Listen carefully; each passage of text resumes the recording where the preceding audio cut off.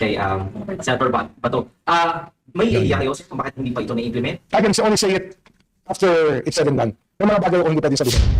Ayun na nga ho mga kababayan, hindi na ho nakapagpigil itong si Atty. Kaufman, abogado ho nitong si dating Pangulong Rodrigo Duterte sa mga kapeknisan nitong si Boying Remulla, at meron ho siyang mensahe doon sa mga dilis at sapsap na involved dito sa mga maanumalyang flood control project. Pero bago yan, isang like at isang subscribe, masaya na ho tayo dyan sa mga gusto sumali sa ating community. Yung join button nandyan lang ho sa baba. Ayun na nga mga kababayan, ito ho ang mga birada nitong si Atty. Kaufman dito kay Boying Remulla. Ibang klase ho kasi itong si Boying.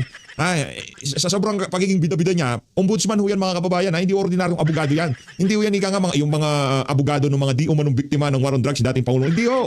Yan ho ay ombudsman. Dapat ho ang trabaho niyan talagang iniimbestigahan yung mga magnanakaw sa pamahalaan. Pero imbis na tupagin niya yung talagang trabaho niya, ay ang ginawa ho niya, naghahasik ho siya ng lagim doon sa mga kaalyado nitong si dating Pangulong Rodrigo Duterte. Ano ho yan mga kababayan? Talagang ika nga pananakot lang ho yan dito kay Senator Bato de la Rosa. Kung tayo tatanungin, sa tingin ho natin, wala pang warrant itong si Senator Bato de la Rosa. Para ika nga pandagdag diversion sa mga nangyayari ngayon sa ating bansa, kasi talagang bugbog sarado na itong si Bangag, itong si Marcos Jr. So kung dapat kaliwat kanan, meron silang pang-divert ng atensyon. Yung paghuhuli doon sa mga sapsapat dilis, sa kabila naman Senator Bato de la Rosa, sa harap naman dyan itong impeachment itong si VP Sara, para talagang mailihis ang usapan at talagang mawala ang pangalan nitong si Marcos Jr. sa kamalayan ng sambayanan na siya ang mastermind dito sa lahat ng kabalbalan na nangyayari ngayon sa ating bansa. Rektaho tayo dito kay Atty. Kaufman. I do not believe that Ombudsman Jesus Crispin Remulla would be so remiss as to dice with prosecution at the ICC for contempt by leaking the existence of highly confidential arrest warrant for a suspect. Naku, matindi ho yan mga kababayan. Ano nga asahan natin dito kay Boying Remulla? Ay mga Remulla ho ngayon parang Diyos ho yan sa Pilipinas. Lahat ng gusto nilang mangyari dyan sa Ombudsman at DILG nagagawa ho nila. Hanggat hindi ho ika nga nabago ang sistema na to, hindi napalitan yung mga Remulla na yan sa pwesto, hindi natanggal sa Ombudsman at dyan sa DILG at itong si Marcos Jr. pa ang presidente ngayon, patuloy lang ho maghahari-harihan at magjujos-josan yung mga individual na yan ngayon sa ating bansa. Again, diversion ho yan. Talagang pinapaikot ho nila ang tumbong nitong si Senator Bato de la Rosa. Kasi kung meron yan, matagal na kong kumalat yan.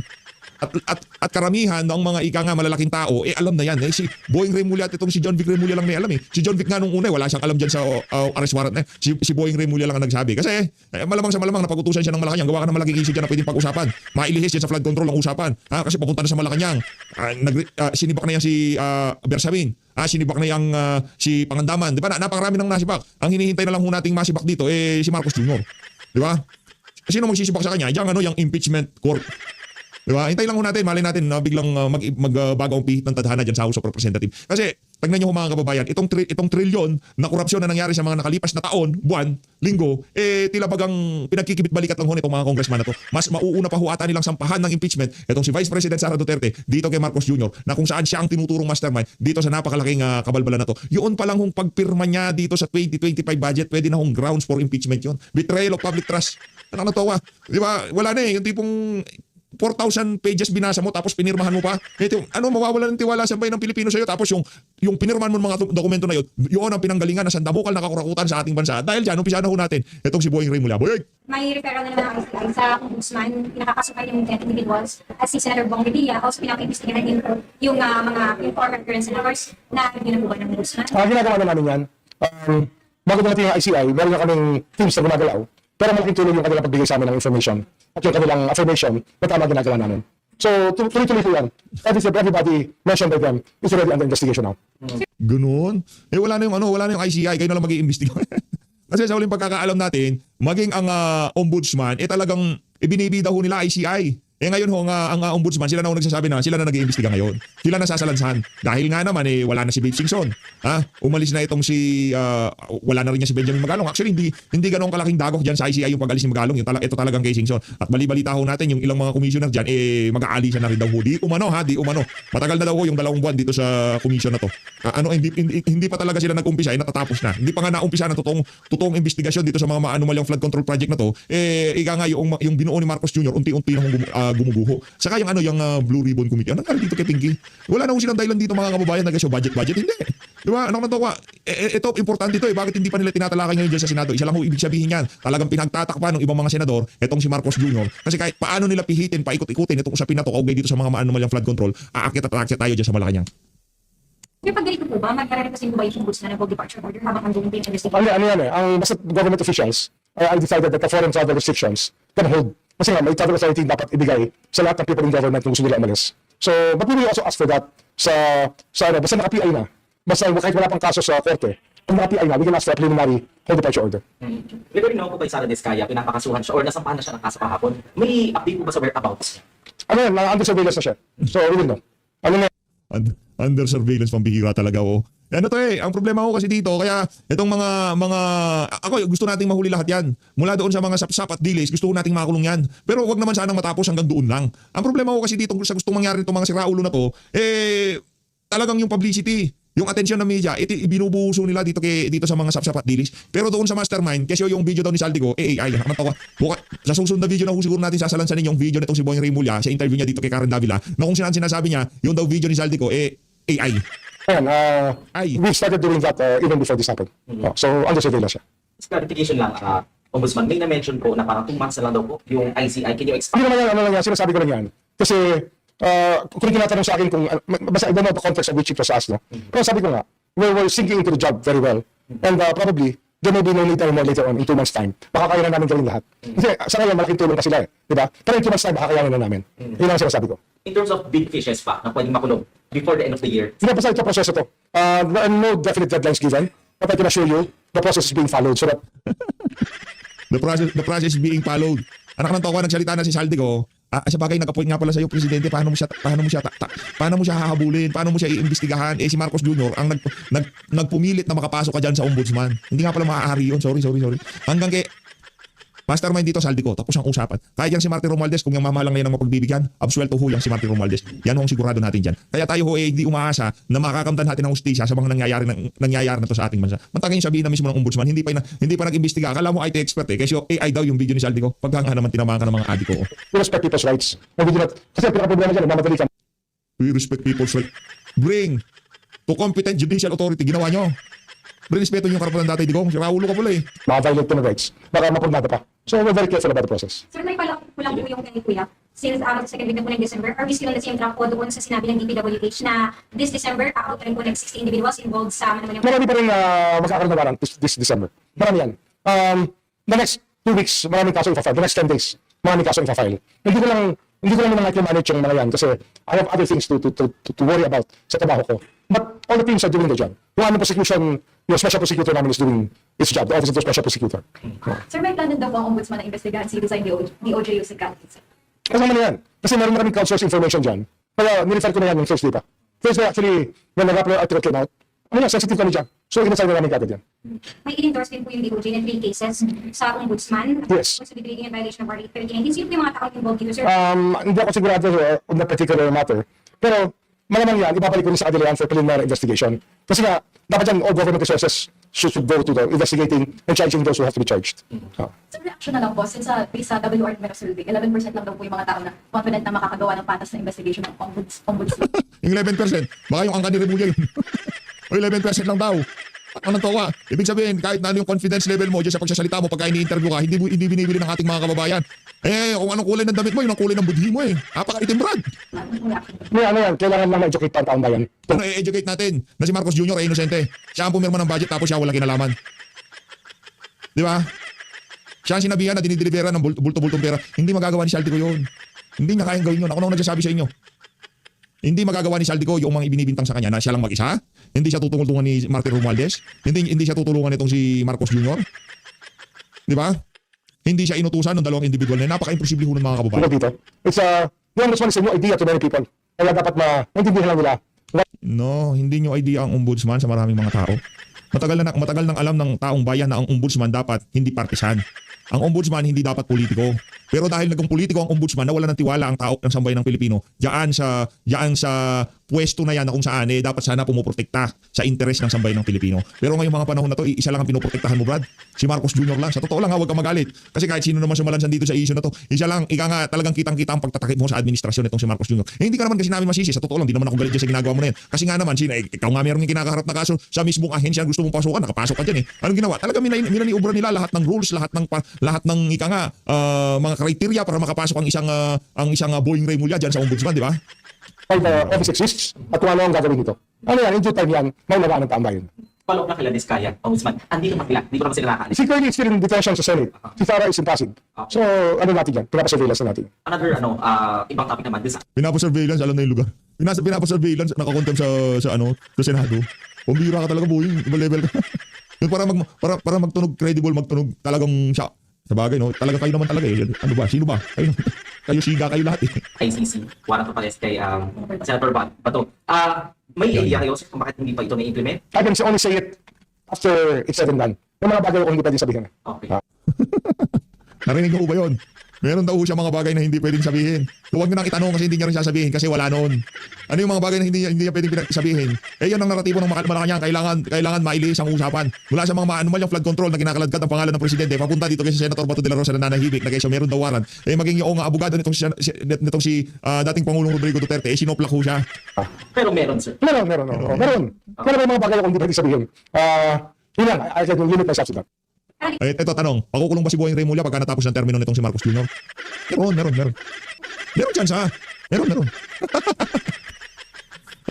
Tanong. Sagot, meron chance ha? Meron chance. Abang-abang lang ho kayo. Darating. Panahon lang yan, anak ng tawa. Alam nga naman forever sila nasa taas. Ano man ang umakyat sa taas, sabi gusto mo, bababayan. Ano man binato mo sa taas, bababayan. Merong medyo nagtatagal, merong napakabilis lang, at merong ika nga hanggang dito lang, tapos bababa na kagad. Itong kinaboy, ngayon nandito sila sa taas. Mga Duterte, nasa baba ngayon eh. Naasin, rock bottom tayo ngayon. Ika nga, yung sukdulan ng pinakamababa, nandun tayo. Pero, sama-sama, kompleto, ika nga ang barkada ng mga taga-suporta ni dating Pangulong Rodrigo Duterte. Pag nasa baba ka na, saan ka pupunta?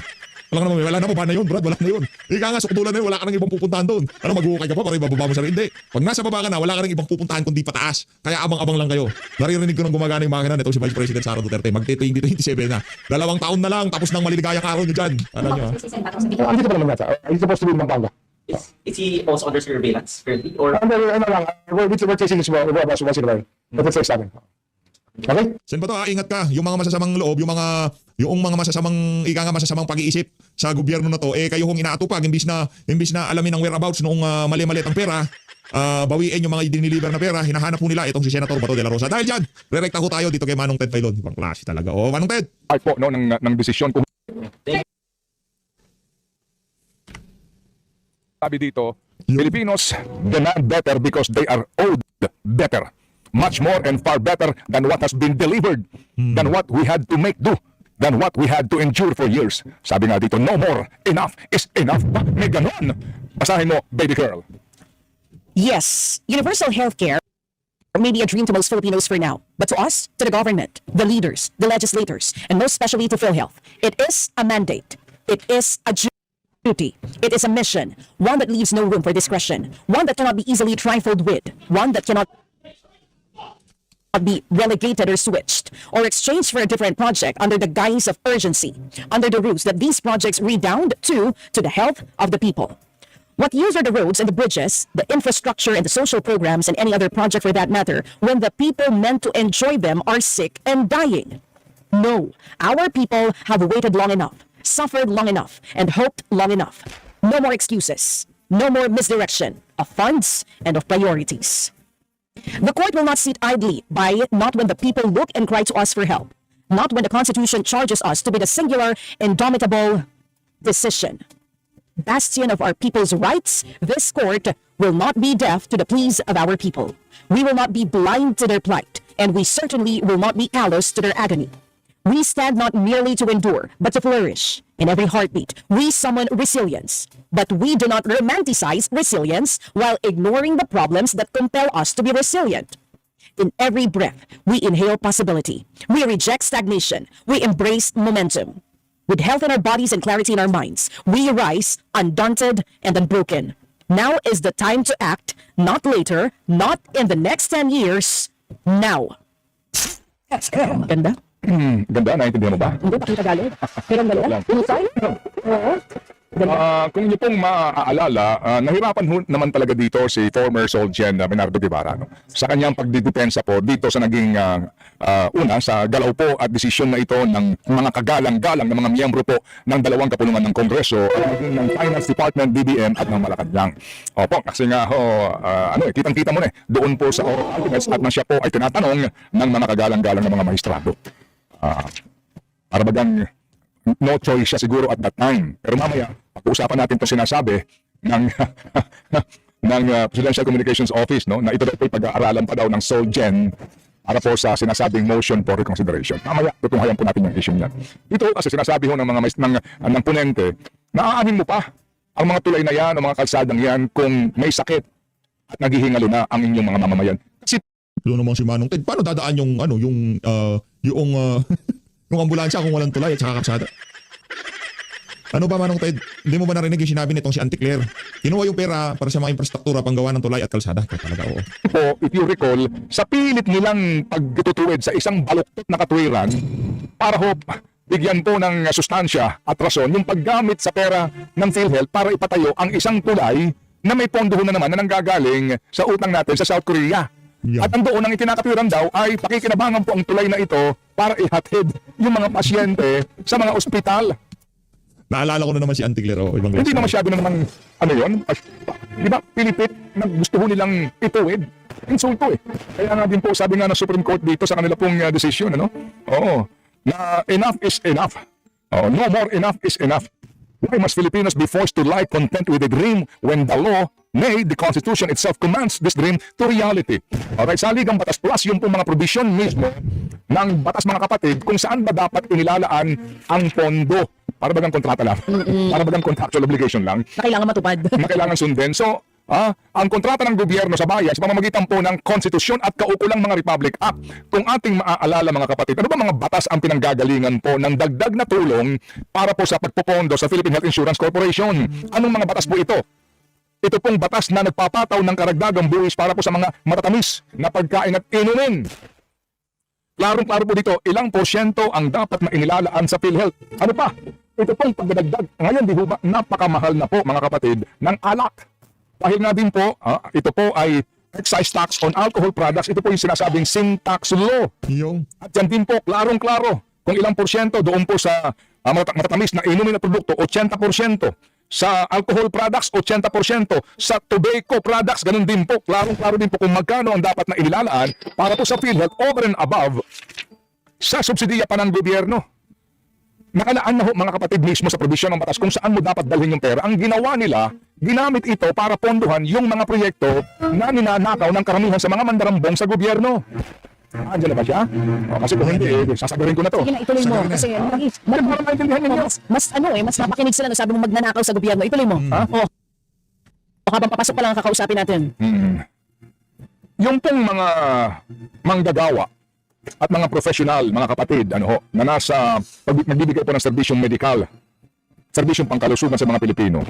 Sinasabi nga po nila sa totoo lang, maliban sa 60 billion na kinalipot nila, na ginamit po nila para ponduhan yung mga unprogrammed appropriations na napunta po sa mga proyekto ng DPWH na iyan, meron pa pong utang ang gobyerno magmula 2023 sa PhilHealth na umaabot sa halagang 255 billion pesos. ano to? Meron ba?